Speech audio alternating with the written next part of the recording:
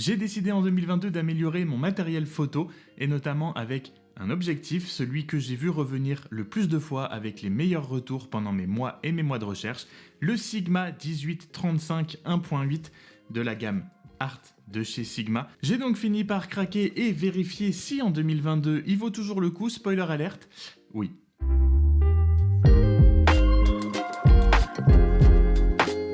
Salut tout le monde, c'est Franck et comme je l'ai dit après des mois et des mois de recherche, j'ai acheté l'objectif que j'ai vu maintes et maintes fois recommandé, le Sigma Art 18-35 qui ouvre à 1.8. J'ai shooté un mariage et mes vacances avec et ce que je peux vous dire c'est que j'en suis extrêmement content. Mais je vais donc vous parler aujourd'hui du coup des avantages et des inconvénients que j'ai vus et que j'ai eu à filmer avec ce Sigma 18-35. Sachez que tout ce que vous verrez dans cette vidéo en exemple, que ce soit les plans vidéo ou les photos, ont été tournés et faites avec un Canon M50. Ce sera l'appareil photo référence du jour. Je ferai une autre vidéo quand j'aurai reçu mon R7 pour parler et montrer le combo et ce que ça donne en qualité, un R7 et le 18-35, donc abonnez-vous si vous ne l'êtes pas déjà, si vous voulez voir cette vidéo quand elle sortira. Et on va commencer avec la qualité de fabrication. C'est un objectif qui est sorti en 2013, donc ça commence à faire quelques années, et malgré ça, la qualité de fabrication est absolument incroyable. C'est un objectif de la gamme Art de chez Sigma, l'équivalent des Canon série L par exemple, ou les G-Master chez Sony.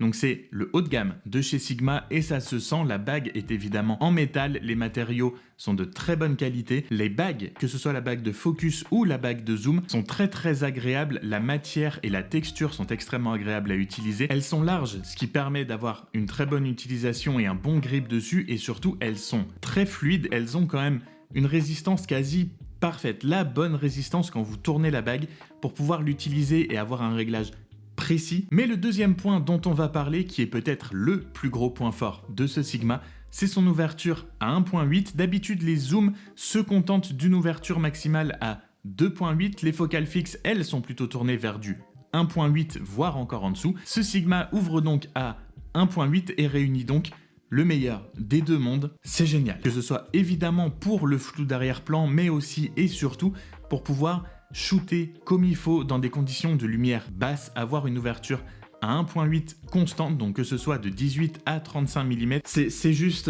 ça change la vie. Donc vraiment, c'est le plus gros point fort et je l'aime pour ça. Donc voilà, j'y passe pas beaucoup de temps. L'ouverture à 1.8, j'imagine que vous savez ce que c'est. Mais surtout, un autre point fort et surtout qui va régaler les gens qui font comme moi de la vidéo, c'est un zoom interne. Ce qui veut dire que quand vous passez de 18 à 35 mm ou de 18 à 24, bref, quand vous zoomez ou dézoomez avec ce Sigma, vous n'avez pas de changement de taille de l'objectif. Si vous utilisez un stabilisateur, c'est un énorme avantage. Puisque quand on règle un stabilisateur, il faut l'équilibrer à un poids avec une certaine configuration. Mais si jamais vous zoomez et que votre objectif s'allonge ou se rétrécit, cet équilibre est complètement rompu et vous devez re-régler votre stabilisateur. Et je peux vous assurer que quand vous savez que quand vous allez allumer votre stabilisateur, il sera forcément bien réglé, peu importe la focale sur laquelle est l'objectif, c'est du bonheur. Comment parler des avantages de ce Sigma 18-35 sans parler de son prix très rapidement? Il coûte 750 € neuf, aux alentours des 600 € d'occasion. N'hésitez pas à aller voir d'occasion pour les objectifs photo, c'est un petit peu plus compliqué pour les boîtiers, mais pour les objectifs, vous pouvez aller voir de l'occasion. Donc on est quand même sur un zoom avec une focale à 1.8, largement en dessous des 1000 € dans la gamme Art de chez Sigma, donc je vous l'ai dit, le haut de gamme de chez Sigma. C'est absolument incroyable, ça vient évidemment avec un compromis dont on parlera un petit peu tout à l'heure quand on parlera des points un petit peu moins forts de l'objectif. Et enfin, tout ça c'est très beau sur le papier, mais en conditions réelles et surtout en termes de qualité et de rendu, ça donne quoi? Eh bien ça donne quelque chose de très beau. Le piqué est extrêmement bon, voire magnifique sur toutes les focales. Moi qui utilisais jusque-là des objectifs, on va dire plus basiques comme le 10-18 de chez Canon ou le 50 mm 1.8, passer sur, entre guillemets, un vrai objectif de qualité pro, la différence se voit en un clin d'œil. J'avais une préoccupation qui était l'autofocus, puisque j'avais lu qu'il y avait beaucoup de problèmes de back et de front focus sur cet objectif avec les réflexes. Donc si vous avez un réflexe et que vous vous intéressez à cet objectif, il faut savoir qu'il y a un dock qui existe chez Sigma qui permet de régler justement ces problèmes de back et front focus. Mais sachez que sur les hybrides, donc par exemple le Canon M50 ou le Canon R7 comme je vais avoir, le Canon R10, les hybrides ne posent pas ce problème de focus avec le Sigma. Donc sur le M50, je n'ai eu aucun problème de focus, il marche même plutôt pas mal malgré la bague d'adaptation que j'ai sur le M50 pour pouvoir adapter les objectifs EF, EFS. J'ai vraiment pas eu de problème d'autofocus particulièrement, ça marche plutôt bien. C'est plutôt rapide, j'ai hâte de voir ce que ça va donner avec le R7. Donc ça, c'était une préoccupation en moins. Mais les rendus sont vraiment extrêmement beaux et ce, partout sur la photo, que ce soit au centre ou sur les extrémités, suivant évidemment la focale que vous utilisez et l'ouverture. Mais vraiment, mes photos ont pris une autre dimension. Le piqué est incroyable, vraiment la qualité est belle, les couleurs sont belles. Au niveau du vignetting, je n'ai personnellement sur mes photos pas remarqué grand chose, peut-être parce que je n'ai pas un œil d'ultra expert avec des dizaines d'années d'expérience non plus, mais même si vous regardez sur les sites de test au niveau du vignetting, vous en avez sur la focale la plus courte à 18 mm et à ouverture 1.8, mais elle se règle très rapidement et même dans tous les cas, ça se règle assez facilement, notamment sur Lightroom ou sur les logiciels de retouche. Il n'y a pas grand chose à dire au niveau qualité, c'est beau.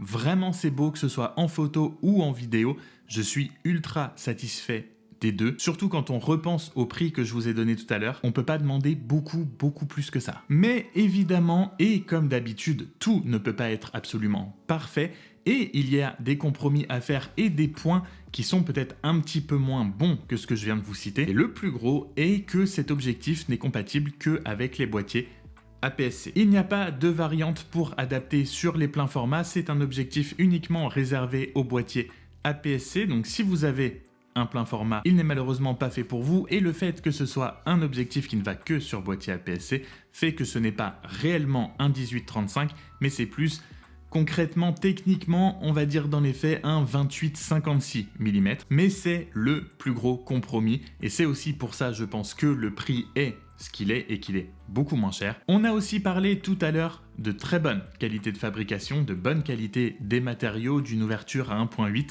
Tout ça, ça se paye à un moment donné et ça se paye avec la taille et le poids de cet objectif puisqu'il fait quand même 810 grammes. C'est un très beau bébé. Il risque de peser lourd, il va peser lourd. Dans votre sac, ce n'est pas quelque chose que vous emmenez quand vous voulez voyager léger. Donc si vous pensez l'emmener en voyage, en sac à dos, en randonnée pendant plusieurs jours ou même une journée complète, passez peut-être faire un petit tour à la salle de sport avant, histoire de pouvoir porter tout ça pendant toute la journée. Je vais citer un autre point qui ne sera peut-être pas pertinent pour tout le monde, mais qui mérite d'être souligné. L'autofocus est bruyant. C'est un objectif de 2013, les moteurs ont beaucoup évolué depuis. Je ne m'y attendais pas, je ne l'avais pas spécialement vu, écrit ou dit quand j'ai fait mes recherches. La première fois que je l'ai allumé, c'est vrai que l'autofocus est bruyant.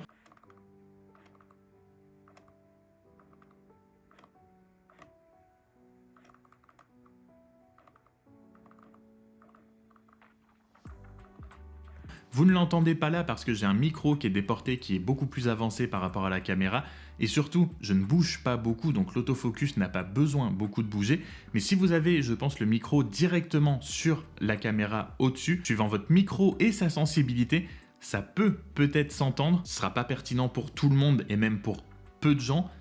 Mais sachez-le, ne soyez pas surpris, l'autofocus est bruyant. Et enfin, dernier point auquel je n'avais pas fait attention, j'avoue, et j'aurais dû quand j'ai acheté ce Sigma, l'ouverture maximale est à f16, contrairement par exemple à f22 sur mon 10-18, et ça peut poser un problème, surtout en vidéo. Je me suis retrouvé plusieurs fois, que ce soit au mariage ou en Italie, où il fait très beau, dans des environnements en extérieur, très bien éclairés, avec un grand soleil, ou même si vous mettez vos ISO à 100, que vous filmez en 25 images secondes, donc votre vitesse doit être à 1/50, vous vous retrouvez à f16 avec une image trop surexposée, trop exposée, et vous ne pouvez juste rien y faire. En photo, c'est pareil, suivant la vitesse maximale à laquelle peut monter votre boîtier. Sur le M50, ça m'est arrivé d'être juste trop bas. Je ne pouvais pas augmenter encore plus ma vitesse et je me retrouvais parfois avec des images trop exposées parce que j'étais à f16 au maximum et pas f22 ou plus haut. Si vous considérez acheter cet objectif et que vous allez faire des photos ou des vidéos en extérieur, je vous conseille très fortement en même temps d'acheter un filtre ND avec. Voilà, on a fait le tour de tout ce que je voulais vous dire sur ce fameux Sigma 18-35 1.8. Et pour répondre à la question, est-ce qu'il vaut toujours le coup en 2022 Et est-ce que c'est toujours un des meilleurs zooms pour APS-C sur le marché en 2022 ? La réponse est oui, cet objectif est incroyable. Avoir un zoom avec une ouverture à 1.8 pour moins de 1000 €, c'est juste fou. Donc comme je l'ai dit, si vous avez un boîtier, que ce soit principal ou secondaire, qui est APS-C et que vous cherchez un zoom pour pas trop cher, mais qui délivre quand même de la bonne qualité, des belles images, que ce soit en photo ou en vidéo, et que en plus, si possible, vous voulez une grande ouverture, est-ce que je vous le recommande ? Oui. Oui et oui. Voilà, ce sera tout pour moi pour aujourd'hui. J'espère que cette vidéo vous aura plu et surtout vous aura été utile, que tous ces tests et toutes ces infos vous auront été utiles dans votre choix.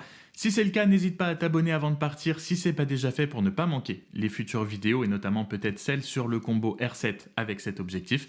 Comme d'habitude, prenez soin de vous. On se retrouve très vite dans une prochaine vidéo. Salut!